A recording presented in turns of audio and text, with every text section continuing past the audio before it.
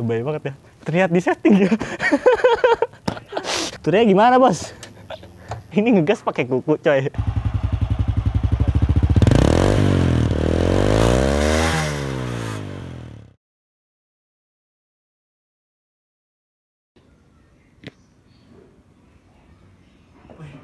Halo semuanya, balik lagi di channel YouTube Giovanni Tobia. Dan seperti biasa ini udah siang, udah lumayan panas, dan gue mau nge-review motor lagi. Bukan nge-review sih, kayak lebih ke bahas-bahas tentang otomotif. Tapi sebelum itu, kita lihat di sana, ini ada minuman kesukaan gue nih.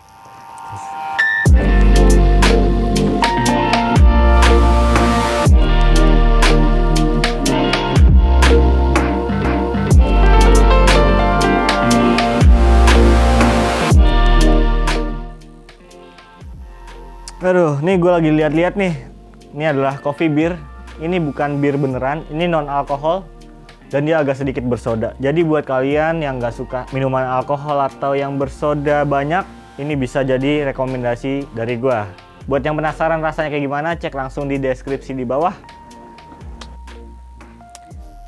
Halo semuanya, balik lagi di channel YouTube gue Giovanni. Udah opening ya, nggak apa-apa. Dan sekarang ada motor Honda Supra Fit tahun 2002-an. Dan motor ini kondisinya seperti ini. Ya, ini adalah konten roasting ya, yang pertama kali. Gue gak bakal ngejelek-jelekin banget. Kita bikin seru aja. Nah, di sini kita lihat desainnya ini bener-bener perubahan dari Astrea Star, Astrea Prima, Astrea Grand, Astrea Legenda. Dan sekarang ini masuk ke Astrea Supra. Nah, kalau kalian tahu Supra, ya pasti nggak asing lagi namanya. Dan kalau dilihat nih, bannya ini, yoi, ini bannya oke lah, masih bagus. Ban depan udah mulai botak. Dan sini kita lihat motor ini udah pakai velg cast wheel, jadi lumayan oke lah. Dan di sini kita lihat ada aerodinamika untuk shockbreaker. Kita lihat ini nggak ada penutupnya lagi, ya sangat-sangat indah sekali untuk dilihat karena ini membuat aerodinamikanya ini semakin berfungsi. Terus untuk rem dia udah pakai cakram, dan di sebelah kiri sebenarnya kabel speedometernya itu udah lepas bro, jadi kita bisa ganti pakai kabel listrik yang lainnya mulai di depan nih. Di sini spakbornya seperti biasa layaknya motor-motor yang dipakai harian, ini pasti ada bekas nyusruknya di depan nih. Ini biasa lah. Tapi ini lumayan kuat karena kalau kita lagi jalan di jalanan yang nggak terlalu rata, ini ada ringtone yang seperti gitulah. Nah, gitu. Keren ya. Terus di bagian headlamp ini goretan ini indah banget bro. Ini kalau ngeliat tuh wow, memorable banget. Ini desainnya lampunya itu bohlam semua. Kiri kanan ada sen, tengahnya lampu utama dan lampu senja. Dan yang bikin keren tuh bukan lampunya, ini nih goresan ini yang nggak semua motor sekarang punya. Gue yakin yang motor sekarang tuh nggak ada kayak gini. Ini baru ini motor klasik ya gini. Terus di bagian head bodinya, nah build kualitasnya itu ini udah mulai sedikit mangap di bagian sambungannya. Terus warnanya, yang penting tuh warnanya, dia mempertahankan warna hitam walaupun hitamnya tuh bukan hitam beneran. Ini kita lihat ada bekas tempelan, dan di sini ini pasti bekas lakban guys, karena ini ada bentuk-bentuk sejarah dari lakban itu sendiri nih. Ini keren banget, bikin motor ini tuh kelihatan wah, gue pernah pakai lakban di sini. Itu jadi inget tentang masa lalu. Terus di bagian ini udah pakai minyak rem, jadi karena dia udah cakram, di sini ada minyak remnya, dan bautnya nih sungguh udah keratan. Jadi kalau misalnya kalian mau buka, nih hati-hati jebol ya, karena bautnya udah agak sedikit selek. Jadi kalau dibuka pakai obeng bisa, takutnya nggak bisa kebuka. Dan ini dia handle remnya. Kalau motor biasanya tuh sebelah kanan tuh ada sedikit benjolan untuk nahan tangan, tapi kalau ini bener-bener los. Ini dia memberikan desain yang luas buat kita. Kalau kita gini tuh itu bebas, jadi nggak ada penghalang di sini nih. Dan kalau untuk nyelap-nyelip motor, karena ininya lebih los, lebih tipis, jadi bikin jarak motor ini lebih sempit, lebarnya itu lebih fleksibel untuk macet-macetan. Nah, di bagian handle Sebelah kiri ini handle-nya masih ada atau bandul ya, bandul. Dan di sebelah kanan ini udah hilang bro. Ini dia udah kemana lah gitu. Kasian ya, sebelah doang adanya. Kayak cinta gue bertepuk sebelah tangan. Dan di sini udah ada bekas lem-lemnya. Bagian gasnya juga. Ini ngegas pakai kuku coy. Ini ada bagian ini. Bercak-bercak tangan. Ini mungkin kekerasan rumah tangga ya. Ini apa nih? Kok bisa begini ya? Ya gitulah. Terus di sini ada tombol start. Ini udah pakai engine start stop system. Tapi electric starter. Electric starternya standar kayak motor bebek biasanya. Dan kalau kalian lihat di sini nggak ada saklar.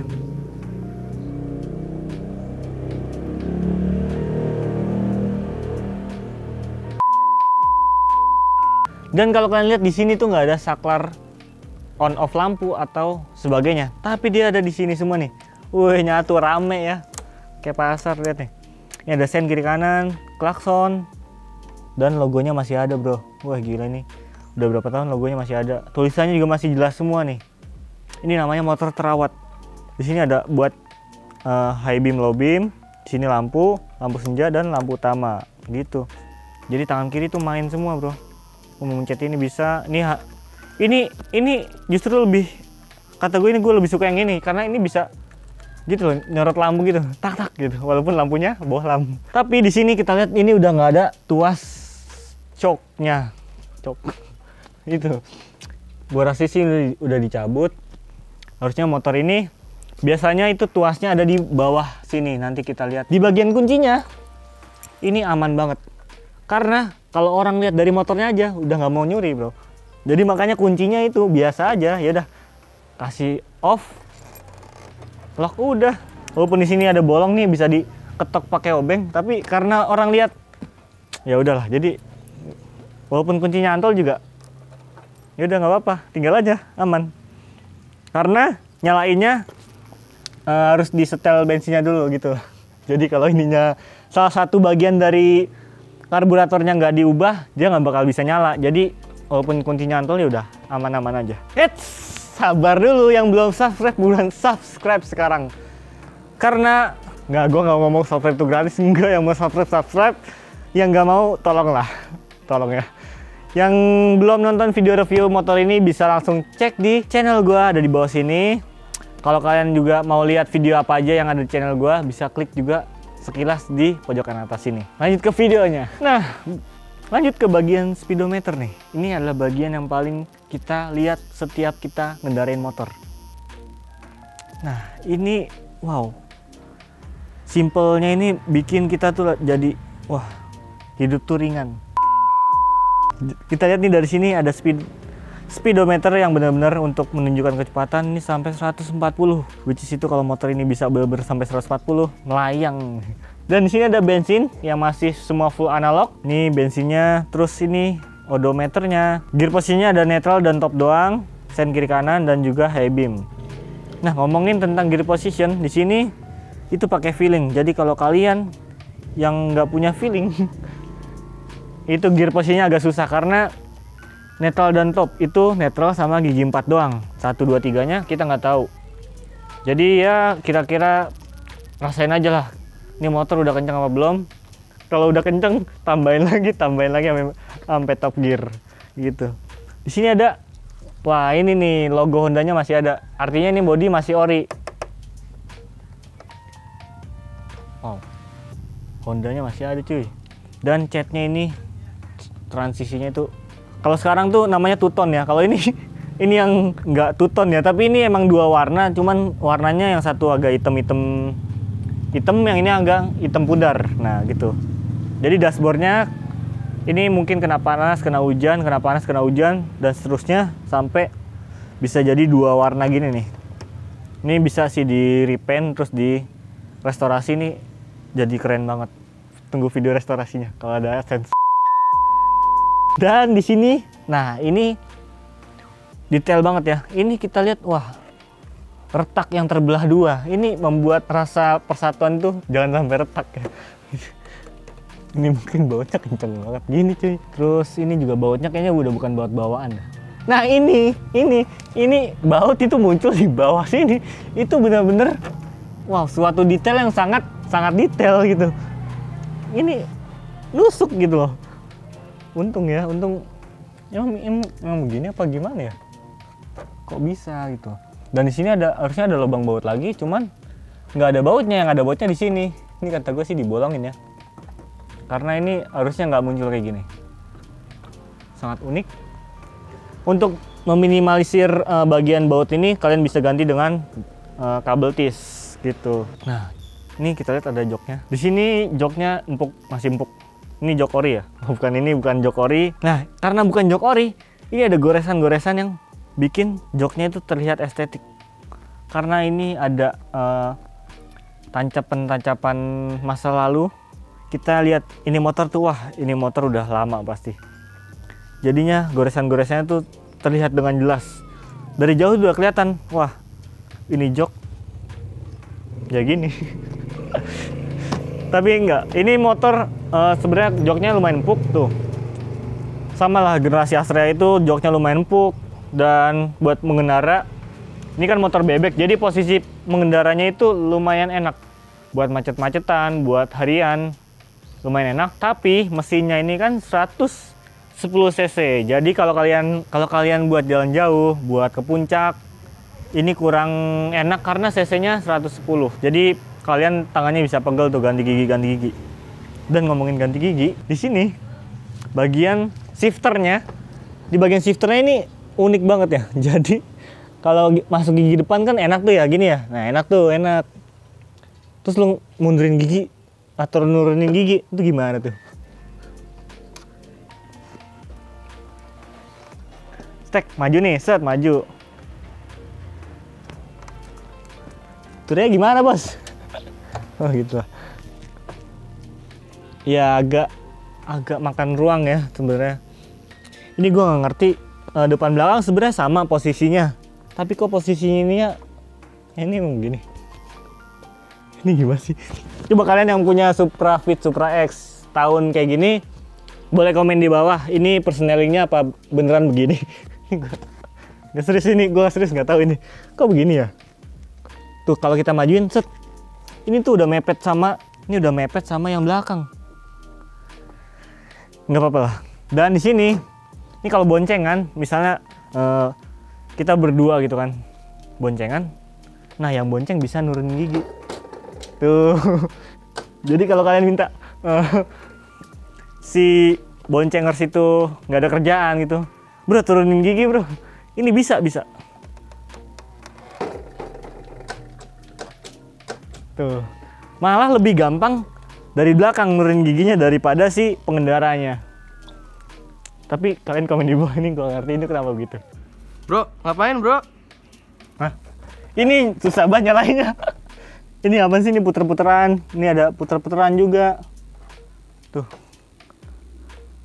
Ini apa ini? Oh ini cok. Ini kayak coffee beer yang tadi gue minum loh, warnanya merah gini. Ini bensin bro. Gue nggak tahu ini kalau nggak disettingin gini nggak bisa nyala motornya. Gitulah, nggak tahu lah. Ini salah satu alasan kenapa maling tuh males ya. Jadi ini motornya sebenarnya nyala nggak nyala ya. Kita harus setting sini dulu nih, susah ya. Aduh, capek tuh. Dari tadi gue sejam ini loh. Gila, tuh muter-muter nggak nemu settingan yang pas. Lebay banget ya. Terlihat di setting ya. Gak apa-apa. Nah, pindah ke bagian kirinya. Di bagian kiri kita lihat bodinya ini banyak banget goresan. Ini tergantung pemakaian ya. Gue tahu Supra di luar sana masih pada bagus-bagus. Goresan nggak usah di zoom, nggak ada detailnya. Ya, gue tahu banget Supra di luar sana tuh masih banyak banget yang mulus, yang mengkilat, yang oke banget lah. Cuman ini pemakaiannya emang simple banget, tapi yang penting bisa jalan dan bisa nyari-nyari nasi uduk, lumayan lah. Dan di sini ini enaknya adalah motor ini tuh bebek, irit, terus buat boncengan oke, karena joknya ini nggak sekeras motor Matic yang Matic kecil. Kalau mau Matic, gue tau lah joknya gede-gede, ya udah lah gak usah dibahas. Tapi ini joknya empuk dan ini tebel ya, lumayan tebel. Jadi kalau buat dua boncengan itu oke banget dan lumayan nyaman. Tapi di sini kita lihat nih, aduh karatannya di mana-mana bro, gila ini aduh. Nah gua lihat dari depan, ini mesin yang tadinya warna hitam, ini jadi hitam burgundi. Hitam pudar apa sih namanya? Nah ini ada bekas goresan sepatu. Ini sepatunya tuh keras banget ya bro, jadi mesinnya tuh tergores sampai benar-benar dalam. Akhirnya muncul warna baru di mesinnya. Ini salah satu inovasi yang buat desain itu berubah dari awalnya gitu. Asinan beat geledek. Dan kita lihat di bagian shockbreakernya, tiangnya itu dia emang lumayan kecil. Tapi walaupun tiangnya kecil, dia udah pakai besi dan nggak pakai cover plastik kayak Supra yang baru. Supra atau Karisma itu covernya kan ada cover plastiknya di dalam. Ini dia besi semua. Jadi kalau misalnya ngangkut beban yang berat, dia lebih aman karena kalau cover plastik itu bisa bikin covernya itu pecah dan shocknya macet. Tapi kalau ini lebih kuat dan lebih aman. Gitu cuy. Jadi nggak cuma ngerosting, gue tahu. Gue harus nemu juga kelebihan-kelebihan dari motor ini. Nah, kalian tahu nih, pasti kalau kalian lagi ngebut atau jalan yang nggak rata, ini kan turun nih. Gitu, jatuh. Cut. Nah, gua agak salah fokus ya. Ternyata di sini tuh speedometernya itu punya fungsi tersendiri, bisa buat ngaca lah sedikit-sedikit karena spionnya ini kecil. Nah, tapi kita bahas aja kelebihannya daripada ngerosting mulu ya kan. Nah, mulai dari belakang.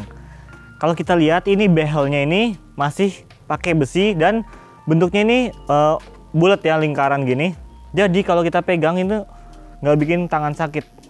Jadi kalau buat boncengan atau mindahin motor, kebetulan nih motor tuh ringan ya. Nah di sini kita pegangan tuh enak banget dan ukurannya juga masih sampai hampir setengah badannya. Kalau motor sekarang kan cuma ada di bagian sini, terus udah gitu bentuknya tajam-tajam, bikin sakit di tangan dan juga bobot motornya berat. Tapi kalau ini enak banget buat dipegang, buat dipindah-pindahin tuh enak. Terus buat boncengan, buat ngiket-ngiket barang juga bisa dipakai di bagian sini-sininya nih. Nah, terus kelebihan yang kedua, ini motor udah pakai cash wheel. Kenapa kelebihannya? Apa kelebihan cash wheel maksud? Nah. Terus kelebihan yang lainnya, ini motor udah pakai pelek cash wheel. Jadi kalau kalian mikir, wah jari-jari kan lebih bagus, lebih bisa dipakai di segala medan. Enggak bro, ini cash wheel. Motor sekarang udah pakai pelek cash wheel semua karena ini simple dan bisa pakai bantu bles. Ya walaupun beberapa motor jari-jari bisa pakai bantu bles, tapi kalau cash wheel itu rasanya lebih simple, lebih racing. Motor kencang nih ya, racing nih ya. Iya bisa lah.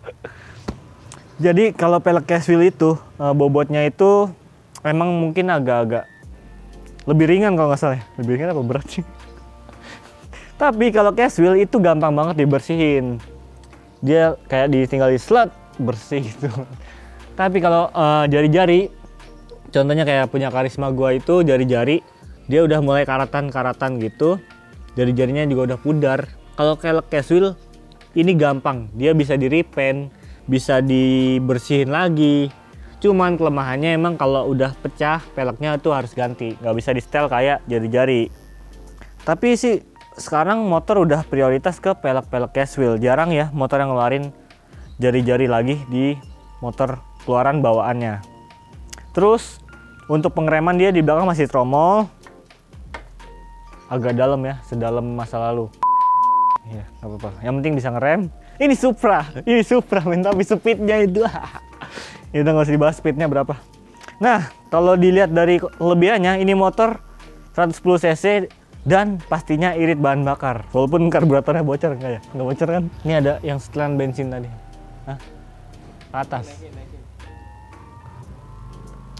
Ini rumit ya emang ya, menyalahin motor itu rumit. Ini konsumsi BBM-nya sekitar berapa nih? 1:1. Enggak ya? Boros banget tuh. Enggak lah. Buat kalian yang sering pakai Supra kayak ginian buat harian, bisa komen di bawah. Irit nggak sih motornya? Setahu gue sih irit masih deket-deket sama Astrea Grand, Astrea Prima yang bisa nempuh 60 bahkan 70 km per liternya. Nah guys, by the way, karena udah gue agak susah mencari kelebihan motor ini, tapi bukan berarti kelebihannya nggak ada. Gue jelasin sedikit tadi kelebihannya itu dari posisi duduk yang nyaman, layaknya motor bebek. Jadi stangnya juga nggak terlalu tinggi, nggak terlalu nunduk. Joknya juga lumayan empuk. Konsumsi bahan bakarnya irit. Terus pengeremannya juga udah pakai rem cakram. Dan yang pastinya pajaknya lebih murah. Karena ini juga 110 cc dan juga motornya tahun-tahun lama. Sebelum kita jelasin ada bit number.